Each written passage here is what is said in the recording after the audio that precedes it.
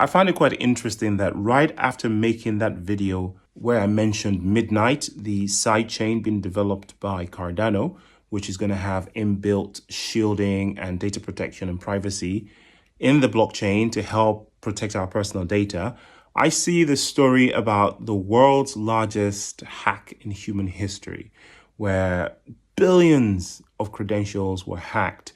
I'm talking about login and password details into social media platforms, iCloud services, so your Facebooks, your Instagrams, or Twitter or X, whatever it's called now, Amazon, Apple, any service that provides clouds, social media platform, chances are you've been hacked. And for a while, apparently, this was just openly available for other people to find. And this has been going on, for sale on the dark web. And of course, the entity that was hacked didn't tell us about it, didn't declare. And now they're coming up with it. The whole thing just stinks, man. It reminds me of the time when, do you remember this? If you were around in the early 2000s, where these companies suddenly required KYC for absolutely everything you were doing on the internet. Not even the internet, you'd go to the high street and you'd have to basically fill out all of these forms and they typed it onto their computers, right? Or if you were signing up even for an email or you were joining a coffee shop loyalty card, you had to tell them your date of birth, your real name, your home address. Sometimes you had to submit scans of your passport and all sorts of crazy personally identifiable information, which would be absolutely damaging if they were to find their way into the hands of hackers who then sell on to unscrupulous bodies. Now, all of that stuff, setting up usernames and passwords, we had to use special characters, uppercase, lowercase, long string, da. And after that, they ended up storing all that information in just plain text on someone's computer in their office, where anyone with a USB key could just walk up and grab the information. And grab the information they did. All it took was for some employee to click on an email, a phishing email, and all of a sudden the hacker had everything on their computer, took over the machines. There was a time that was just back to back, day by day hacks. Oh, we've been hacked. Apple was hacked. Amazon was hacked. And some of these hacks weren't really proper hacks. They weren't technological hacks. They were just social engineering, where somebody working in the office just clicks on something and all of a sudden the poorly secured information just got leaked on the public web. So three-factor authenticator kind of sort of curtailed that a little bit with Google Authenticator and some of the biometric passwords that we have now. For instance, I use Face ID, all sorts of things to try and, add layers of protection.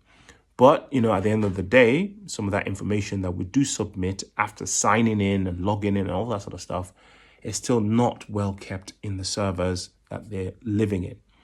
Which is why systems like Midnight, when they do become functional, are going to at least hopefully provide some protection against this stuff. So blockchain kind of is the answer.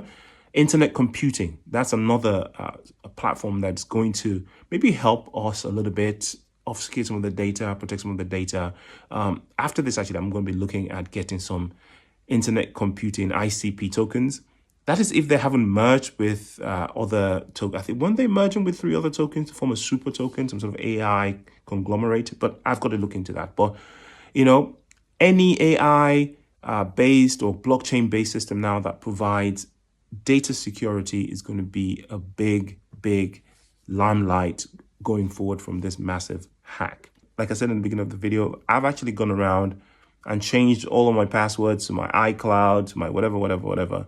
I get all of these same emails as you guys do. I never click anything. These guys are just waiting to steal your data, waiting to get into your crypto, waiting to hack your stuff and steal all your money. The funny thing is, as we get mass adoption and as time progresses, we're going to get more and more people using the internet to handle their own finances. They're going to be using crypto, they're going to be using wallets, etc.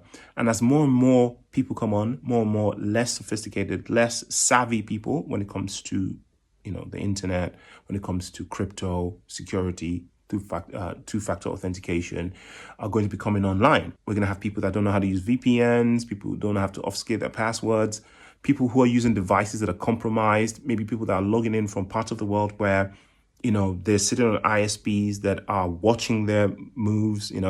There are, places in the world where you only have limited access to the internet, and the people that operate these internet nodes are basically just siphoning people's data and stealing their data and selling it on to third parties.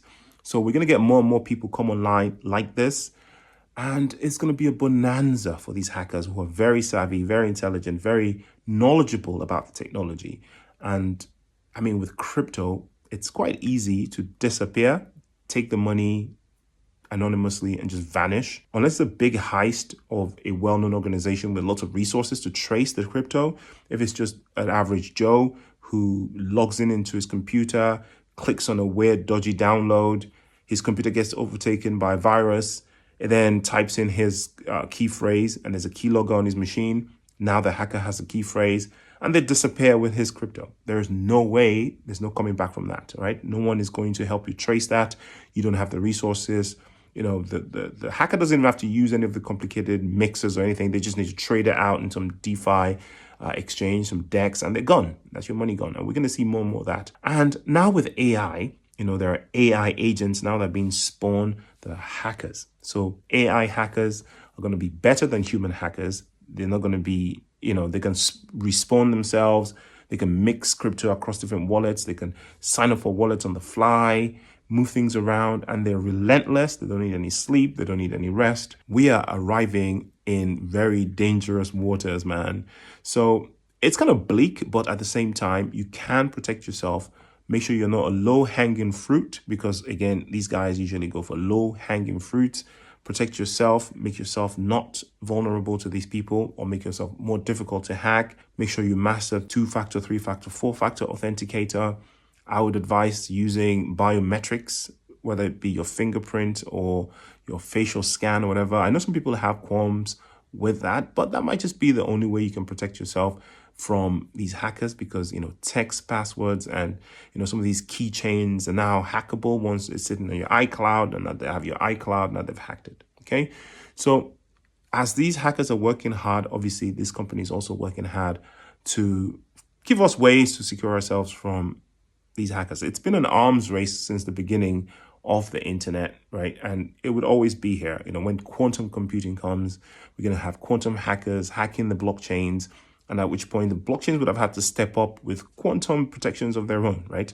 There is a particular company that's working actually on quantum protection for the Bitcoin blockchain because it's only a matter of time before computers are fast enough to carry out a brute force attack on cryptographic algorithms, etc.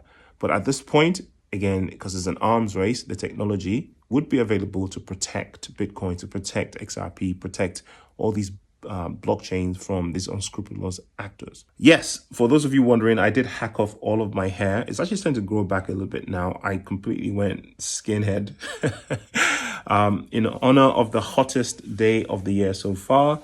And yeah, I kind of like it. I can feel my scalp for the first time in a decade or so. I look like Michael Jordan from Temu. Not financial advice, do your own research.